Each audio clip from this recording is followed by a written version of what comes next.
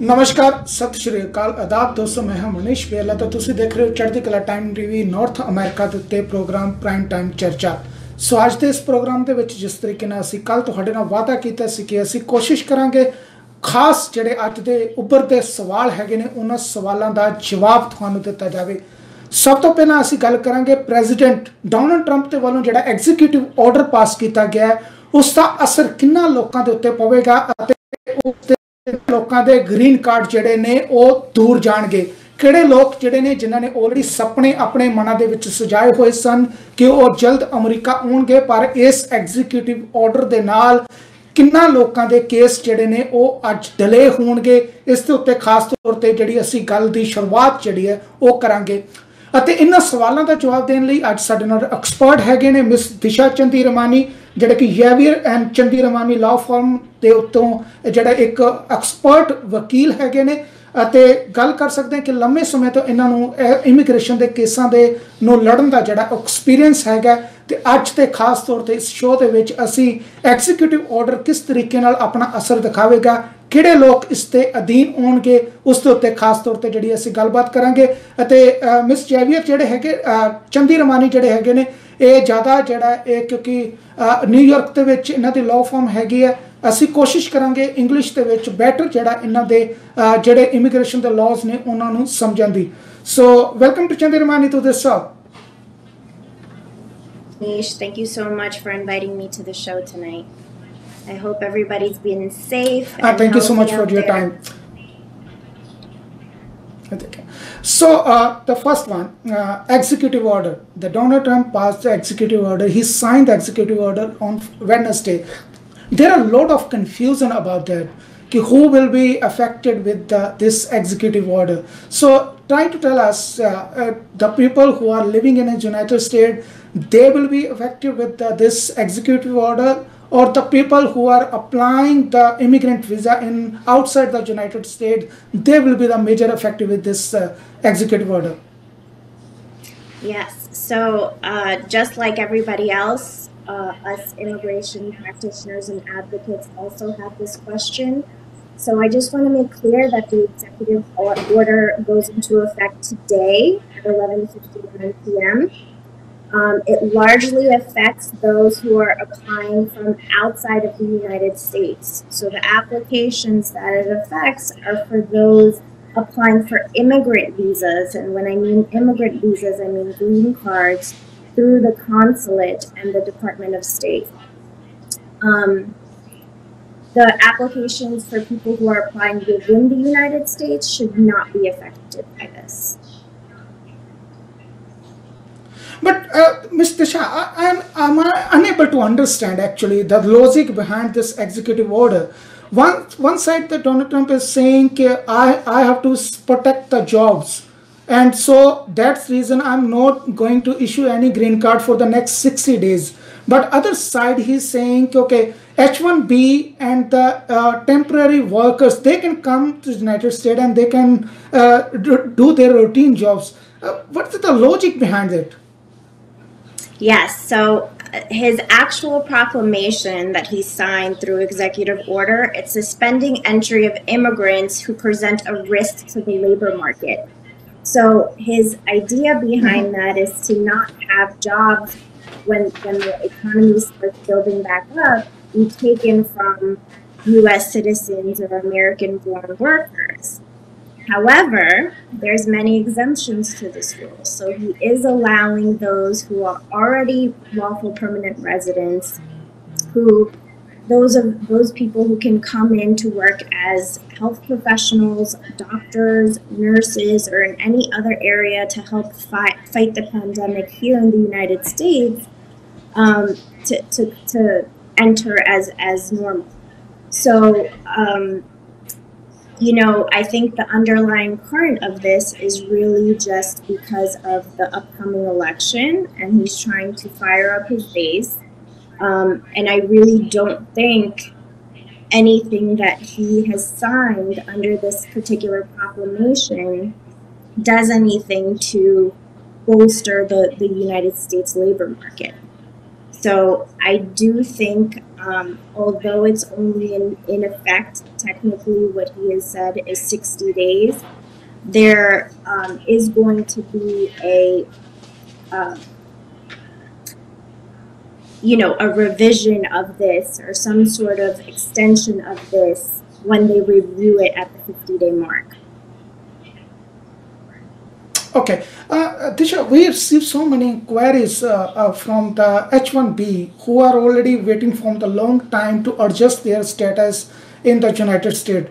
In first reply, you try to clear it. Okay, there will be no effect within the United States, so the application which are pending, they will go in the same time frame. But there are the people are totally in confusion. They are thinking, okay, maybe because 60-day effect will be affect everything outside the United States, but little bit pressure will be also within the United States, and the application which are already being delayed, they will be go more and more delay on that. So it is true. So I think with respect to this particular executive order, we have to go by what it says, and what it's stating is that it's not going to affect applications within the United States. This particular order is supposed to only affect those applications and for those people who are currently outside of the United States and do not have an immigrant visa as of April 23rd, 2020. With that said, Okay, because of this pandemic and the overall effect that it's had on markets in general and processes in general, I think that immigration is going to slow down. So we are seeing a slower process in, accepting applications, reviewing them, and approving them. So I think that's just what people are fearing. If their applications and their approvals get delayed, I think that's just the natural course that this pandemic is having over the immigration process. Okay, so already due to the COVID-19, all the immigration offices are already closed. There is no much work is going on. So I don't think so. Okay, there will be more pressure, or we want to say okay, there will be few people who will be go to the court, because as we are thinking till August, the market will be not open and the full-fledged work will be not start till July and or August. If I'm right, there will be any group who will be moved to the court against this executive order, or did you heard anything as somebody is moving for? So because the executive order is currently in place for the allotted time of 60 days, nobody at this time has started any litigation or any movement to fight against this order at this time. However, like I mentioned earlier, the president, his team, the Secretary of State is going to be reviewing this particular order in the next 50 days, so 10 days before the 60-day mark. And what they're going to do is see whether or not these will be continuing repercussions that we're going to have. And so it is likely that it could be extended beyond the 60-day benchmark that he's given. Okay, thank you so much, Disha, for your quick reply on that. I think that will be very helpful for our audience, and they can understand. I will be trying my best to translate everything which you said right now. Thank you so much, and in future we will also take you in this show. Thank you so much. Perfect. Thank you so much. Namaste, Sat Shri Akal, and stay safe. Thank you so much, Disha. ਸੋ ਦੋਸਤੋ, ਜਿਸ ਤਰੀਕੇ ਨਾਲ ਅਸੀਂ ਦਿਸ਼ਾ ਚੰਦੀਰਮਾਨੀ ਨਾਲ ਗੱਲ ਕੀਤੀ ਸੀ, ਦਿਸ਼ਾ ਚੰਦੀਰਮਾਨੀ ਕੋਲ ਅਸੀਂ ਇਹ ਪੁੱਛਣ ਦੀ ਕੋਸ਼ਿਸ਼ ਕਰ ਰਹੇ ਸੀ ਕਿ ਜਿਹੜਾ ਐਗਜ਼ੀਕਿਊਟਿਵ ਆਰਡਰ ਹੈਗਾ, ਇਹਦੀ ਪਰਿਭਾਸ਼ਾ ਕੀ ਹੈ, ਇਹਦਾ ਅਸਰ ਕੀ ਹੋਵੇਗਾ ਤੇ ਕਿਹੜੇ ਲੋਕ ਇਹਦੇ ਨਾਲ ਅਫੈਕਟ ਹੋਣਗੇ, ਕਿਉਂਕਿ ਸਭ ਤੋਂ ਜ਼ਿਆਦਾ ਲੋਕੀ ਸਵਾਲ ਜਿਹੜਾ ਸੀ ਇਸ ਦੇ ਉੱਤੇ ਕਰ ਰਹੇ ਸਨ। ਜਿਸ ਤਰੀਕੇ ਨਾਲ ਦਿਸ਼ਾ ਚੰਦੀਰਮਾਨੀ ਉਹਨਾਂ ਨੇ ਦੱਸਣ ਦੀ ਕੋਸ਼ਿਸ਼ ਕੀਤੀ ਹੈ कि ਇਹਦਾ ਸਭ ਤੋਂ ਜ਼ਿਆਦਾ ਜਿਹੜਾ ਅਸਰ ਹੈਗਾ ਉਹ ਅਮਰੀਕਾ ਤੋਂ ਬਾਹਰ ਜਿਹੜੀਆਂ ਐਪਲੀਕੇਸ਼ਨਾਂ ਪੈਂਦੀਆਂ ਨੇ, ਜਿਹੜੀਆਂ 'ਚ ਭੈਣ ਭਰਾਵਾਂ ਵਾਲੀਆਂ ਹੈਗੀਆਂ ਨੇ, ਹਸਬੈਂਡ ਵਾਈਫ ਵਾਲੇ ਜਿਹੜੇ ਪਟੀਸ਼ਨਸ ਕੇਸ ਹੁੰਦੇ ਨੇ, ਉਹ ਗ੍ਰੀਨ ਕਾਰਡ ਜਿਹੜੇ ਨੇ ਉਹਨਾਂ ਦੇ ਉੱਤੇ ਜਿਹੜਾ ਇਸ ਦਾ ਅਸਰ ਪਵੇਗਾ। ਪਰ ਜਿਸ ਤਰੀਕੇ ਨਾਲ ਜਿਹੜੀ ਇਹਦੀ ਲੈਂਗੁਏਜ ਹੈਗੀ ਹੈ ਐਗਜ਼ੀਕਿਊਟਿਵ ਆਰਡਰ ਦੀ, ਉਸ ਲੈਂਗੁਏਜ ਦੇ ਮੁਤਾਬਿਕ ਜਿਹੜਾ ਇਹ ਵਿਦਨ ਸਟੇਟ ਅਮਰੀਕਾ ਜਿਹੜਾ ਹੈਗਾ ਇਸ ਦਾ ਅਸਰ ਨਹੀਂ ਹੋਵੇਗਾ। ਤੇ ਜਿਹੜੀਆਂ ਐਪਲੀਕੇਸ਼ਨ ਐਸੇ ਆਲਰੇਡੀ ਪੈਂਡਿੰਗ ਨੇ ਉਹ ਪੈਂਡਿੰਗ ਚੱਲਦੀਆਂ ਰਹਿਣਗੀਆਂ, ਕਿਉਂਕਿ ਇੱਥੇ ਆਲਰੇਡੀ ਲੋਕ ਜਿਹੜੇ ਨੇ ਉਹ ਹੈਗੇ ਨੇ, ਉਹ ਭਾਵੇਂ ਵਰਕ ਪਰਮਿਟ ਦੇ ਉੱਤੇ ਨੇ, ਭਾਵੇਂ ਉਹ ਜਿਸ ਤਰੀਕੇ ਨਾਲ ਵੀ ਉਹਨਾਂ ਦੇ ਕੇਸ ਨੇ ਉਹ ਜਿਹੜੇ ਉਸੇ ਤਰੀਕੇ ਨਾਲ ਚੱਲਦੇ ਰਹਿਣਗੇ। ਬਹੁਤ ਸਾਰੇ ਲੋਕ ਇਹ ਵੀ ਸਵਾਲ ਕਰਦੇ ਸਨ ਕਿ ਜਿਹੜੇ H1B ਵਾਲੇ ਨੇ, ਜਿਨ੍ਹਾਂ ਦੇ ਐਡਜਸਟਮੈਂਟ ਆਫ ਸਟੇਟਸ ਦੀਆਂ ਜਿਹੜੀਆਂ ਐਪਲੀਕੇਸ਼ਨਾਂ ਪੈਂਡਿੰਗ ਨੇ, ਉਹਨਾਂ ਦਾ ਕੀ ਹੋਵੇਗਾ।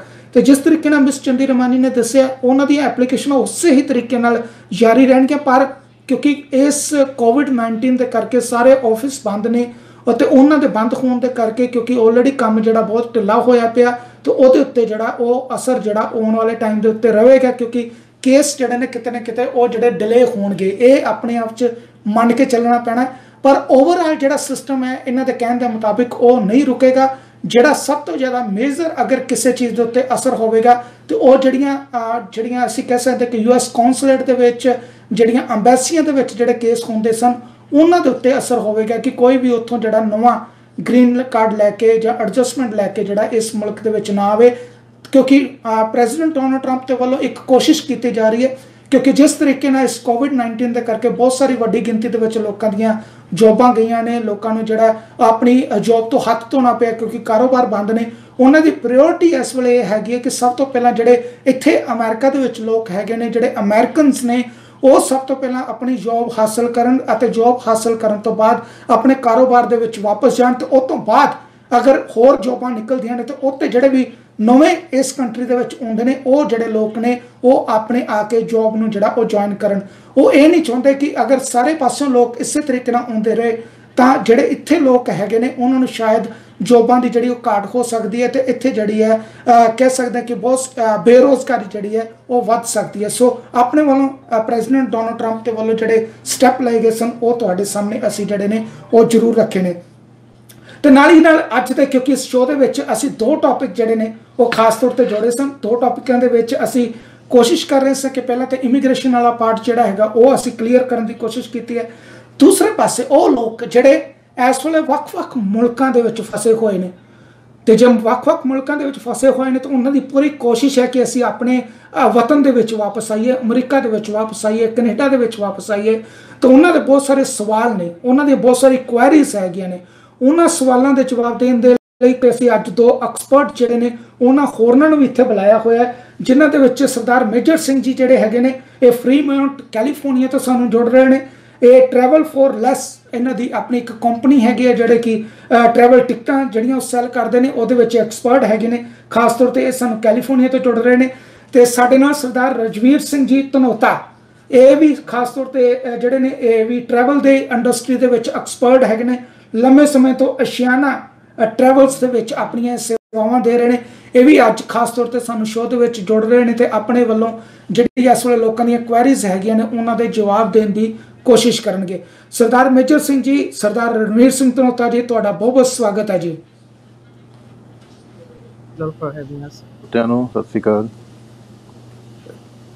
ਸਤਿ ਸ਼੍ਰੀ ਅਕਾਲ ਜੀ। ਮੇਜਰ ਸਿੰਘ ਜੀ, ਤੁਸੀਂ ਲੰਮੇ ਸਮੇਂ ਤੋਂ ਸਕਰੀਨ ਦੇ ਉੱਤੇ ਇੰਤਜ਼ਾਰ ਕਰ ਰਹੇ ਸੀ। ਚਲੋ ਸ਼ੁਰੂਆਤ ਵੀ ਅਸੀਂ ਤੁਹਾਡੇ ਨਾਲ ਕਰਦੇ ਹਾਂ। ਕਿੰਨੀਆਂ ਕੁ ਕੁਐਰੀਜ਼ ਜਿਹੜੀਆਂ ਨੇ COVID-19 ਤੇ ਇਸ ਤੋਂ ਬਾਅਦ ਤੁਹਾਨੂੰ ਆਈਆਂ ਨੇ ਕਿ ਅਸੀਂ ਭਾਈ ਵਤਨ ਵਾਪਸ ਆਉਣਾ ਹੈ, ਤੁਸੀਂ ਟਿਕਟਾਂ ਕਰਾ ਕੇ ਦਿੱਤੀਆਂ ਸਨ, ਫਲਾਈਟਾਂ ਨਹੀਂ ਮਿਲ ਰਹੀਆਂ, ਕੀ ਬਣੂਗਾ? ਕਿਸ ਤਰ੍ਹਾਂ ਦੇ ਲੋਕੀ ਤੁਹਾਨੂੰ ਸਵਾਲ ਕਰ ਰਹੇ ਨੇ? ਹਾਂਜੀ ਮਨੀਸ਼ ਜੀ, ਸਾਨੂੰ ਐਵਰੀ ਡੇ ਇੰਡੀਆ ਤੋਂ ਕਾਲ ਆਉਂਦੀ ਹੈ। ਲਾਈਕ ਸਟਿਲ ਮੇਰੇ ਹਿਸਾਬ ਨਾਲ ਸਾਡੇ ਆਫਿਸ ਤੇ ਹਜੇ 150 ਤੋਂ 200 ਪੈਸੇਂਜਰ ਸਟਿਲ ਹਜੇ ਪੰਜਾਬ ਵਿੱਚ ਸਪੈਸ਼ਲੀ ਸਟਕ ਹੈ। ਕਈ ਮੇਰੇ ਈਸਟ ਦੂਜੇ ਪਾਸੇ ਸਾਊਥ ਵੱਲ ਪੈਸੇਂਜਰ ਜਿਹੜੇ ਬੈਂਗਲੌਰ ਵਗੈਰਾ ਉੱਥੇ ਵੀ ਹਜੇ ਕਈ ਪੈਸੇਂਜਰ ਸਟਕ ਨੇ। ਸੋ ਐਵਰੀ ਡੇ ਕਾਲ ਕਰਕੇ ਪੁੱਛਦੇ ਕਦੋਂ ਫਲਾਈਟ ਸ਼ੁਰੂ ਹੋਣੀ, ਕਦੋਂ ਫਲਾਈਟ, ਐਂਡ ਜਦ ਤੱਕ ਕਰਫਿਊ ਐਕਸਟੈਂਡ ਹੁੰਦਾ ਜਾ ਰਿਹਾ। ਹੁਣ ਰਾਈਟ ਨਾਓ ਆਈ ਥਿੰਕ ਹੁਣ ਵੇਟ ਕਰਨੀ ਪੈਣੀ May 3rd ਤੱਕ। ਤੇ ਜੋ May 3rd ਦੀ ਤੁਸੀਂ ਗੱਲ ਕਰਦੇ ਹੋ ਕਿ May 3rd, ਪਰ ਉਹ ਲੋਕੀ ਆਪਣੇ ਆਪ 'ਚ ਬਹੁਤ ਸਾਰਿਆਂ ਨੂੰ ਇਹ ਹੈਗਾ ਕਿ ਅਸੀਂ ਆਪਣੇ ਕਾਰੋਬਾਰ ਨੂੰ ਜਾ ਕੇ ਵੇਖੀਏ, ਅਸੀਂ ਆਪਣੇ ਘਰ ਦੇ ਵਿੱਚ ਰਹੀਏ।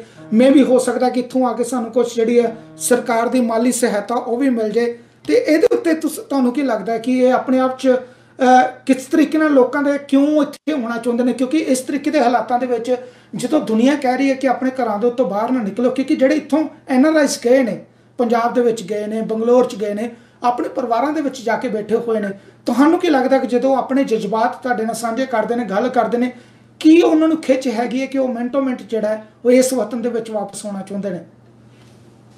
ਹਾਂਜੀ ਮਨੀਸ਼ ਜੀ, ਜ਼ਰੂਰ। ਸੋ ਡੈਫੀਨਿਟਲੀ ਉਹ ਵਾਪਸ 100% ਆਉਣਾ ਚਾਹੁੰਦੇ ਨੇ, ਬਹੁਤ ਟਰਾਈ ਕਰ ਰਹੇ ਨੇ। ਸੋ ਅਸੀਂ ਉਹਨਾਂ ਨੂੰ ਇਹੀ ਰਿਕੁਐਸਟ ਕਰਦੇ ਹਾਂ ਕਿ ਜੇ ਤੁਸੀਂ ਗਵਰਨਮੈਂਟ ਦੀ ਹੈਲਪ ਨਾਲ ਆਉਣਾ ਚਾਹੁੰਦੇ ਹੋ ਇੱਥੇ, ਜਾਂ ਉਹਨਾਂ ਦੀ ਜਿਹੜੀਆਂ ਫਲਾਈਟਸ ਆ, they have to go to step.state.gov, ਉੱਥੇ ਜਾ ਕੇ ਆਪਣੀ ਰਜਿਸਟਰ ਕਰੋ ਐਪਲੀਕੇਸ਼ਨ। ਫਿਰ ਤੁਹਾਨੂੰ US ਗਵਰਨਮੈਂਟ, ਸਟੇਟ ਤੁਹਾਨੂੰ ਅਪਰੋਚ ਕਰੇਗੀ ਵੀਆ ਈਮੇਲ, ਅਤੇ ਫਿਰ ਤੁਸੀਂ ਉਹਨਾਂ ਦੀ flight, I think so like 7-8 ਫਲਾਈਟਾਂ ਇੱਥੇ ਦਿੱਲੀ ਤੋਂ US ਸੈਨ ਫਰਾਂਸਿਸਕੋ ਆ ਗਈਆਂ, ਕਾਫੀ ਪੈਸੇਂਜਰ ਉਹਦੇ ਵਿੱਚ ਆਏ ਆ। ਸੋ ਅਪਰੋਕਸੀਮੇਟ ਉਹ ਤੁਹਾਨੂੰ $2000 ਦਾ ਬਿੱਲ ਕਰਦੇ ਆ, ਬਟ ਯੂ ਡੋਂਟ ਪੇ, ਤੁਸੀਂ ਉਦੋਂ ਪੇ ਕਰਨਾ ਜਦੋਂ ਤੁਸੀਂ ਇੱਥੇ ਪਹੁੰਚ ਗਏ ਵਿਦ ਪ੍ਰੋਬਬਲੀ ਪੇਮੈਂਟਸ ਪਲਾਨ, ਜਿੱਥੇ ਤੱਕ ਮੈਨੂੰ ਇਨਫੋਰਮੇਸ਼ਨ ਮਿਲੀ ਹੈ। ਤੁਸੀਂ ਨਾਮ ਬੋਲਿਆ, ਵੈਬਸਾਈਟ ਦੁਬਾਰਾ ਜਿਹੜੀ ਹੈ ਤੁਸੀਂ ਦੱਸ ਸਕੋਗੇ ਸਪੈਲਿੰਗ ਦੇ ਨਾਲ? STEP STEP.state.gov।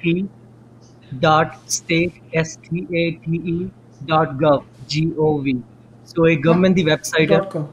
ਓਕੇ।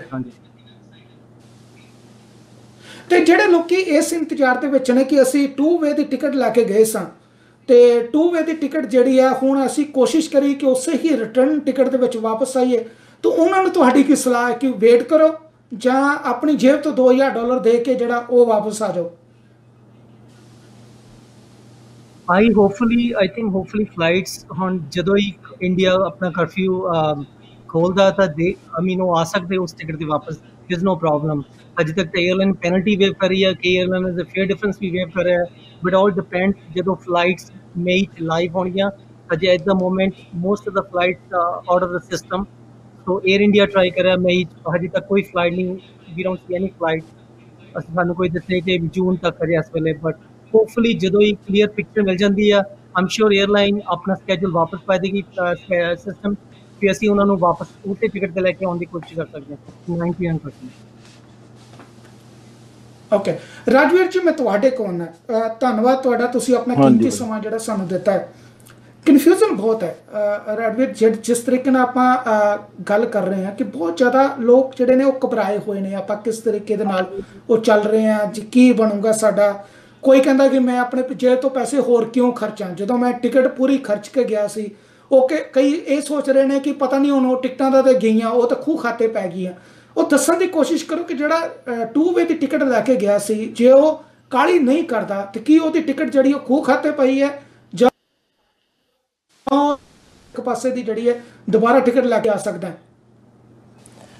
ਨਹੀਂ, ਇਸ ਟਾਈਮ ਤੇ ਸਾਰੀ ਏਅਰਲਾਈਨਸ ਨੇ ਹਿਦਾਇਤ ਦਿੱਤੀ ਹੈ ਕਿ ਉਹ ਫ੍ਰੀ ਆਫ ਕਾਸਟ ਚੇਂਜ ਕਰ ਰਹੇ ਨੇ, ਪਰ ਫਿਲਹਾਲ ਇਹਦੇ ਵਿੱਚ ਇਹ ਪ੍ਰੋਬਲਮ ਆ ਰਹੀ ਆ ਕਿ ਫਲਾਈਟਸ ਇਸ ਵੇਲੇ ਸਾਰੀਆਂ ਸਕੈਜੂਲ ਦੇ ਮੁਤਾਬਿਕ ਕੋਈ ਵੀ ਫਲਾਈਟ ਆਪਰੇਟ ਨਹੀਂ ਕਰ ਰਹੀ ਹੈ, ਕਿਉਂਕਿ COVID-19 ਕਰਕੇ ਮੋਸਟ ਕੰਟਰੀਜ਼ ਦੀ ਸਾਰੀ ਏਅਰਲਾਈਨਸ ਜਿਹੜੀਆਂ ਨੇ ਉਹਨਾਂ ਨੇ ਆਊਟ ਆਫ ਦਾ ਸਿਸਟਮ ਕਰਤੀਆਂ ਨੇ ਮਈ ਦੇ ਵਿੱਚ ਵੀ। ਸੋ ਮਈ ਦੇ ਵਿੱਚ ਤਾਂ ਕੋਈ ਹੋਪ ਨਹੀਂ ਗੀ ਕਿ ਕੋਈ ਫਲਾਈਟ ਚੱਲੇਗੀ। ਮੋਰ ਓਵਰ ਜਿਹੜੀ ਇੰਡੀਅਨ ਮਿਨਿਸਟਰੀ ਨੇ ਜੂਨ 1 ਤੋਂ ਲੈ ਕੇ ਏਅਰ ਇੰਡੀਆ ਦਾ ਐਲਾਨ ਕੀਤਾ ਕਿ ਜੂਨ 1 ਤੋਂ ਏਅਰ ਇੰਡੀਆ ਬੁਕਿੰਗ ਸ਼ੁਰੂ ਕਰੇਗੀ, ਮਈ ਦੇ ਵਿੱਚ ਉਹਨਾਂ ਦੀ ਬੁਕਿੰਗ ਕੋਈ ਨਹੀਂ ਹੋਏਗੀ। ਸੋ ਏਅਰ ਇੰਡੀਆ ਦੇ ਵਿੱਚ ਤੁਹਾਨੂੰ ਮਈ ਦੇ ਵਿੱਚ ਜੇ ਤੁਸੀਂ ਬੁਕਿੰਗ ਕਰਨ ਦੀ ਵੀ ਕੋਸ਼ਿਸ਼ ਕਰੋਗੇ ਤੁਹਾਨੂੰ ਗੱਲ ਨਹੀਂ ਬਣੇਗੀ।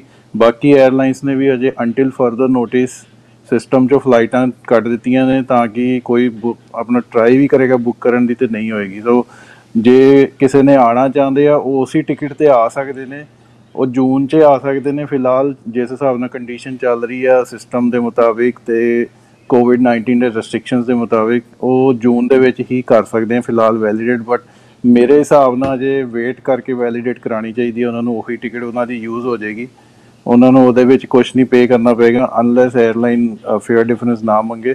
ਬਾਕੀ ਤੇ ਉਹਨਾਂ ਨੂੰ ਫ੍ਰੀ ਆਫ ਕਾਸਟ ਚੇਂਜ ਕਰ ਰਹੀਆਂ ਨੇ, ਸਾਰੀ ਏਅਰਲਾਈਨਸ ਕਰ ਰਹੀਆਂ ਨੇ, ਲੁਫਤਾਂਸਾ, ਯੂਨਾਈਟਿਡ, ਐਮੀਰੇਟਸ, ਇਤਿਹਾਦ, ਕਤਰ, ਜਿਹੜੀ ਵੀ ਏਅਰਲਾਈਨ 'ਚ ਜਿਹੜਾ ਬੰਦਾ ਗਿਆ ਉਹ ਚੇਂਜ ਕਰਕੇ ਦੇਣਗੇ ਤੁਹਾਨੂੰ ਟਿਕਟਾਂ।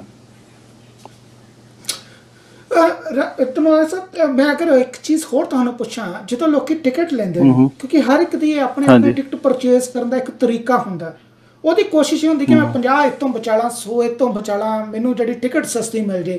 $50-100 ਦੇ ਉੱਤੇ ਵੀ ਜਿਹੜੀ ਉਹ ਲੜਾਈ ਲੜੀ ਜਾਂਦੀ ਹੈ। ਪਰ ਹੁਣ ਜਦੋਂ ਕੋਈ ਉਹਨਾਂ ਨੂੰ ਇਹ ਕਹਦੇ ਕਿ ਤੁਹਾਡੀਆਂ ਟਿਕਟਾਂ ਤੇ ਗਈਆਂ ਪਈ, ਹੁਣ ਤੁਸੀਂ ਆਉਣਾ ਤੇ ਤੁਸੀਂ ਆਪਣੀ ਜੇਬੋਂ ਖਰਚਾ ਕਰ ਲਓ, $2000 ਜਿਹੜਾ ਬਹੁਤ ਵੱਡੀ ਗੱਲ ਹੁੰਦੀ ਹੈ। ਕੈਨੇਡਾ ਨੇ ਜਿਹੜੇ ਲੋਕੀ ਵਾਪਸ ਆਏ ਨੇ ਉਹਨਾਂ ਨੇ $2600 ਦਿੱਤਾ, ਪਰ ਜਿਸ ਤਰੀਕੇ ਨਾਲ ਉਹਨਾਂ ਨੇ ਕੋਸਿਆ ਸਰਕਾਰ ਨੂੰ, ਜਿਸ ਤਰੀਕੇ ਨਾਲ ਉਹਨਾਂ ਨੇ 에ਅਰਲਾਈਨ ਨੂੰ ਕੋਸਿਆ, ਉਹ ਆਪਣੇ ਆਪ 'ਚ ਸੁਣਨ ਵਾਲਾ ਸੀ। ਤੇ ਤੁਹਾਨੂੰ ਕੀ ਲੱਗਦਾ ਕਿ ਲੋਕਾਂ ਨੂੰ ਇਹ ਸਮਝ ਹੋਣੀ ਚਾਹੀਦੀ ਹੈ ਕਿ ਜਿਹੜੀ ਦੇਖੋ ਭਾਈ ਟਿਕਟ ਜਿਹੜੀ ਆ ਤੁਹਾਡੀ ਮਰੀ ਨਹੀਂ ਹੈਗੀ, ਤੁਹਾਨੂੰ ਆਪਣਾ ਇੰਤਜ਼ਾਮ ਕਰੋ। ਜੇ ਤੁਸੀਂ ਉੱਥੇ ਰੁਕ ਸਕਦੇ ਹੋ, ਜੇ ਜੂਨ ਤੋਂ ਬਾਅਦ ਤੁਹਾਡੀਆਂ 에ਅਰਲਾਈਨਾਂ ਸ਼ੁਰੂ ਹੋ ਰਹੀਆਂ ਨੇ ਤਾਂ ਤੁਹਾਨੂੰ ਕਿਤੇ ਨਾ ਕਿਤੇ ਐਡਜਸਟ ਕਰਨਗੇ, ਭਾਵੇਂ ਪਹਿਲੀ ਫਲਾਈਟ 'ਚ ਨਾ ਹੋ, ਦੂਜੀ 'ਚ ਨਾ ਹੋ, ਪੰਜਵੀਂ 'ਚ ਨਾ ਹੋ, ਪਰ ਤੁਸੀਂ ਆਓਗੇ ਜ਼ਰੂਰ। ਤੇ ਤੁਹਾਨੂੰ ਕੀ ਲੱਗਦਾ ਕਿ ਇਹ ਇੰਤਜ਼ਾਰ ਕਰ ਲੈਣਾ ਚਾਹੀਦਾ ਜਿਹੜੇ ਲੋਕੀ ਅਫੋਰਡ ਨਹੀਂ ਕਰ ਸਕਦੇ ਐਕਸਟਰਾ ਮਨੀ? ਮੇਰਾ ਤੇ ਸੁਜੈਸ਼ਨ ਇਹ ਹੈ, ਜੇ ਇੱਕ ਤਾਂ ਜਿਹੜਾ ਅਫੋਰਡ ਨਹੀਂ ਕਰ ਸਕਦਾ, ਸੈਕੰਡ ਥਿੰਗ ਇੱਥੇ ਵੀ ਮੋਸਟਲੀ ਆਪਣੇ ਅਮਰੀਕਾ ਕੈਨੇਡਾ 'ਚ ਵੀ ਸਾਰੇ ਕੰਮਕਾਰ ਬੰਦ ਪਏ ਨੇ, ਤੇ ਜੇ ਕਿਸੇ ਦਾ ਕੰਮ ਇੱਥੇ ਨਹੀਂ ਹੈਗਾ ਆ ਕੇ, ਤਾਂ ਮੈਂ ਤਾਂ ਇਹੀ ਸੁਜੈਸਟ ਕਰਾਂਗਾ ਕਿ ਉਹ ਵੇਟ ਕਰਨ ਤੇ ਉਸੇ ਟਿਕਟ ਨੂੰ ਯੂਜ਼ ਕਰਨ। ਇੱਕ ਤਾਂ ਉਹਨਾਂ ਦੀ ਮਨੀ ਸੇਵਿੰਗ ਹੋ ਜਾਏਗੀ, ਉਹੀ ਟਿਕਟ ਉਹਨਾਂ ਦੀ ਯੂਜ਼ ਹੋ ਜਾਏਗੀ।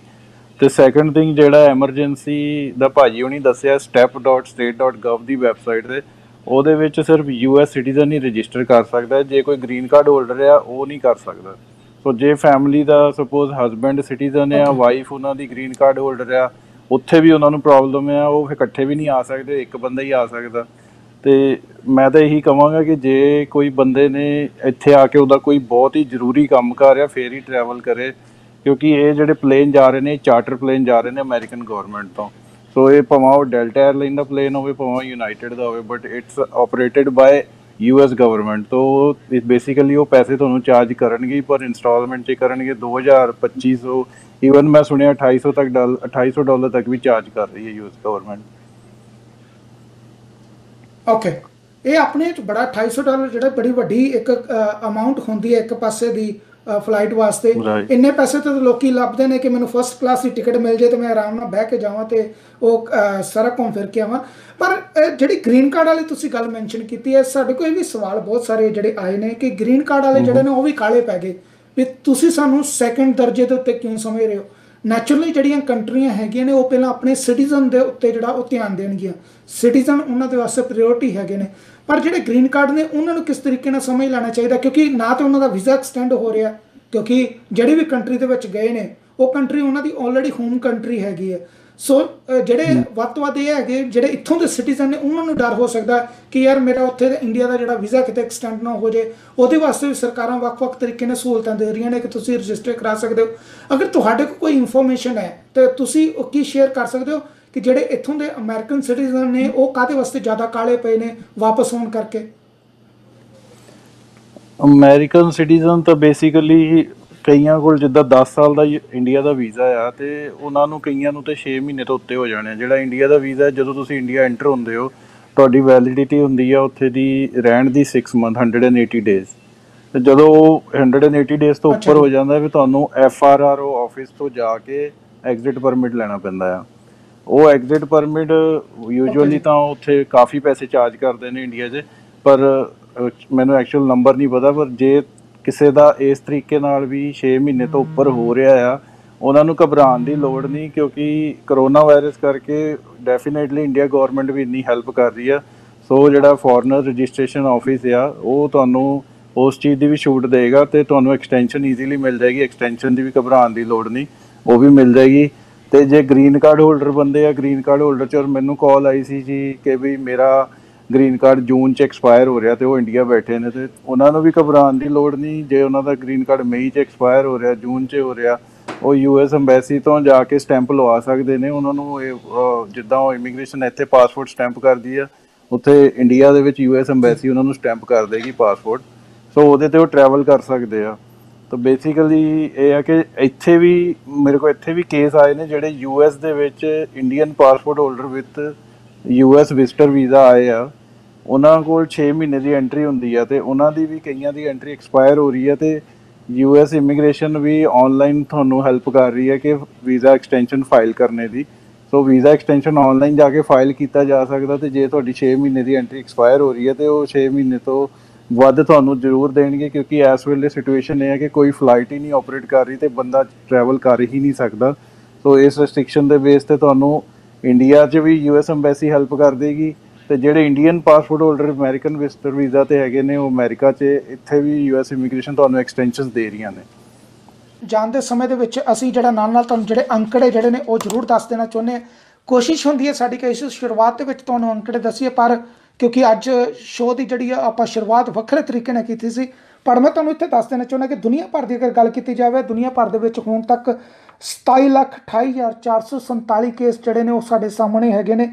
ਪਿਛਲੇ 24 ਘੰਟਿਆਂ ਦੇ ਵਿੱਚ ਤਕਰੀਬਨ 83,000 ਨਵੇਂ ਕੇਸ ਜਿਹੜੇ ਨੇ ਉਹ ਸਾਡੇ ਕੋਲ ਸਾਹਮਣੇ ਆਏ ਨੇ। ਦੁਨੀਆ ਭਰ ਦੇ ਵਿੱਚ ਹੁਣ ਤੱਕ 1,90,838 ਲੋਕ ਇਸ ਮਹਾਮਾਰੀ ਦੇ ਕਰਕੇ ਮੌਤ ਦੇ ਮੂੰਹ ਦੇ ਵਿੱਚ ਜਾ ਬਰਾਜੇ ਨੇ ਅਤੇ ਪਿਛਲੇ 24 ਘੰਟਿਆਂ ਦੇ ਵਿੱਚ 6446 ਲੋਕ ਜਿਹੜੇ ਨੇ ਇਸ COVID-19 ਦੇ ਕਰਕੇ ਜਿਹੜੀ ਉਹ ਆਪਣੀ ਜਾਨ ਗਵਾ ਚੁੱਕੇ ਹੋਏ ਨੇ। ਅਮਰੀਕਾ ਭਰ ਦੇ ਵਿੱਚ ਅਗਰ ਗੱਲ ਕੀਤੀ ਜਾਵੇ, ਹੁਣ ਤੱਕ ਜਿਹੜਾ ਅੰਕੜਾ ਹੈਗਾ ਉਸ ਦੇ ਮੁਤਾਬਿਕ 8,90,423 ਕੇਸ ਜਿਹੜੇ ਨੇ ਉਹ ਅਮਰੀਕਾ ਭਰ ਦੇ ਵਿੱਚ ਨੇ। ਪਿਛਲੇ 24 ਘੰਟਿਆਂ ਦੇ ਵਿੱਚ 34,467 ਕੇਸ ਜਿਹੜੇ ਨੇ ਉਹ ਸਾਡੇ ਸਾਹਮਣੇ ਆਏ ਨੇ। ਹੁਣ ਤੱਕ ਅਮਰੀਕਾ ਭਰ ਦੇ ਵਿੱਚ ਜਿਹੜੇ ਮਰਨ ਵਾਲਿਆਂ ਦੀ ਗਿਣਤੀ ਹੈਗੀ ਹੈ ਇਸ COVID-19 ਦੇ ਨਾਲ, ਉਹ ਅੱਜ 50,000 ਟੱਪ ਚੁੱਕੀ ਹੋਈ ਹੈ। ਸੋ ਹੁਣ ਤੱਕ 50,045 ਲੋਕ ਜਿਹੜੇ ਨੇ COVID-19 ਦੇ ਨਾਲ ਜਿਹੜਾ ਉਹ ਇਸ ਮੌਤ ਦੇ ਮੂੰਹ ਦੇ ਵਿੱਚ ਜਾ ਬੈਠੇ ਹੋਏ ਨੇ। ਪਿਛਲੇ 24 ਘੰਟਿਆਂ ਦੇ ਵਿੱਚ 2,255 ਲੋਕ ਜਿਹੜੇ ਨੇ ਉਹ ਇਸ ਮਹਾਮਾਰੀ ਦੇ ਕਰਕੇ ਮਾਰੇ ਗਏ ਨੇ। ਹੁਣ ਤੱਕ ਜਿਹੜੇ ਅਮਰੀਕਾ ਭਰ ਦੇ ਵਿੱਚ ਠੀਕ ਹੋਏ ਲੋਕ ਨੇ ਉਹਨਾਂ ਦੀ ਗਿਣਤੀ 79,525 ਹੈਗੀ ਹੈ। ਸੋ ਤਕਰੀਬਨ ਜਿੰਨੇ ਲੋਕਾਂ ਦਾ ਦੇਹਾਂਤ ਹੋਇਆ ਉਹ ਤੋਂ ਵੱਧ ਕੇ ਲੋਕ ਜਿਹੜੇ ਨੇ ਠੀਕ ਹੋ ਕੇ ਆਪਣੇ ਘਰਾਂ ਦੇ ਵਿੱਚ ਵਾਪਸ ਗਏ ਨੇ, ਆਪਣੇ ਪਰਿਵਾਰਾਂ ਦੇ ਵਿੱਚ ਵਾਪਸ ਗਏ ਨੇ। ਸੋ ਆਪਣੇ ਆਪ 'ਚ ਟੈਨਸ਼ਨ ਲੈਣ ਦੀ ਲੋੜ ਨਹੀਂ ਹੈਗੀ। ਕੋਸ਼ਿਸ਼ ਕਰੋ ਆਪਣੇ ਆਪ ਨੂੰ ਖੁਸ਼ ਰੱਖੋ, ਸਿਹਤਮੰਦ ਰੱਖੋ ਅਤੇ ਆਪਣੇ ਪਰਿਵਾਰ ਦੇ ਨਾਲ ਸਮਾਂ ਕੱਢਣ ਦੀ ਕੋਸ਼ਿਸ਼ ਕਰੋ। ਕੈਨੇਡਾ ਭਰ ਦੇ ਵਿੱਚ ਹੁਣ ਤੱਕ ਜਿਹੜੇ ਸਾਡੇ ਕੋਲ ਕੇਸਾਂ ਦਾ ਅੰਕੜਾ ਹੈਗਾ ਉਹ 42,110 ਹੈਗਾ ਅਤੇ ਤਕਰੀਬਨ ਜਿਹੜਾ 2,147 ਲੋਕਾਂ ਦੇ ਦੇਹਾਂਤ ਦੀ ਖਬਰ ਜਿਹੜੀ ਹੈ ਸਾਨੂੰ ਕੈਨੇਡਾ ਵਿੱਚ ਤੋਂ ਮਿਲੀ ਹੋਈ ਹੈ। ਯੂਕੇ ਦੀ ਅਗਰ ਗੱਲ ਕਰੀਏ, ਯੂਕੇ ਦੇ ਵਿੱਚ ਹੁਣ ਤੱਕ 1,38,078 ਕੇਸ ਜਿਹੜੇ ਨੇ ਉਹ ਸਾਡੇ ਸਾਹਮਣੇ ਨੇ ਅਤੇ 18,738 ਕੇਸ ਜਿਹੜੇ ਨੇ ਉਹ ਉਹਨਾਂ ਲੋਕਾਂ ਦੇ ਨੇ ਜਿਨ੍ਹਾਂ ਦੀ ਦੇਹਾਂਤ ਇਸ COVID-19 ਦੇ ਕਰਕੇ ਹੋ ਚੁੱਕਾ ਹੋਇਆ। ਸੋ ਅਸੀਂ ਕੋਸ਼ਿਸ਼ ਇਹੋ ਹੀ ਕਰਦੇ ਹਾਂ ਕਿ ਤੁਹਾਨੂੰ ਅਲਰਟ ਕੀਤਾ ਜਾਵੇ, ਤੁਹਾਨੂੰ ਆਸੇ-ਪਾਸੇ ਦਾ ਮਾਹੌਲ ਦੱਸਿਆ ਜਾਵੇ ਤਾਂ ਜੋ ਤੁਸੀਂ ਆਪਣੀ ਭਵਿੱਖ ਦੀਆਂ ਜਿਹੜੀ ਵੀ ਵਿਉਂਤ ਹੈਗੀ ਹੈ, ਜਿਹੜਾ ਵੀ ਤੌਰ ਤਰੀਕਾ ਹੈ, ਉਸ ਨੂੰ ਬੜਾ ਸੋਚ ਸਮਝ ਕੇ ਜਿਹੜਾ ਅੱਗੇ ਵਧਾਓ। ਪਰ ਅਸੀਂ ਇਹੋ ਇੱਕ ਤੁਹਾਨੂੰ ਬਾਰ-ਬਾਰ ਦੱਸਣ ਦੀ ਕੋਸ਼ਿਸ਼ ਕਰਦੇ ਹਾਂ, ਡਰੋ ਨਾ। ਆਪਣੇ ਆਪ ਨੂੰ ਮਾਨਸਿਕ ਤੌਰ ਤੇ, ਸਰੀਰਕ ਤੌਰ ਤੇ ਸਿਹਤਮੰਦ ਰੱਖਣ ਦੀ ਕੋਸ਼ਿਸ਼ ਰੱਖੋ। ਆਪਣੇ ਪਰਿਵਾਰ ਦੇ ਨਾਲ ਹੱਸੋ ਖੇਡੋ, ਕਿਉਂਕਿ ਅਗਰ ਹੱਸੋ ਖੇਡੋਗੇ ਤੁਹਾਡਾ ਇਮਿਊਨ ਸਿਸਟਮ ਠੀਕ ਰਹੂਗਾ। ਅਗਰ ਇਮਿਊਨ ਸਿਸਟਮ ਠੀਕ ਰਹੂਗਾ ਤਾਂ ਤੁਸੀਂ ਇਸ COVID-19 ਦੀ ਇਹ ਜਿਹੜੇ ਵਾਇਰਸ ਹੈਗਾ, ਤੁਹਾਡਾ ਸਰੀਰ ਉਸ ਦੇ ਨਾਲ ਲੜਨ ਦਾ ਬਲ ਆਪਣੀ ਆਪ ਪ੍ਰਾਪਤ ਕਰੇਗਾ। ਸੋ ਇੱਥੇ ਹੀ ਅੱਜ ਦੇ ਇਸ ਪ੍ਰੋਗਰਾਮ ਨੂੰ ਸਮਾਪਤ ਕਰਦੇ ਹਾਂ। ਅਗਰ ਤੁਹਾਡੇ ਕੋਈ ਸੁਝਾਅ ਨੇ ਜ਼ਰੂਰ ਈਮੇਲ ਕਰੋ ck@mbyala@cktimetv.com ਅਤੇ info@cktimetv.com।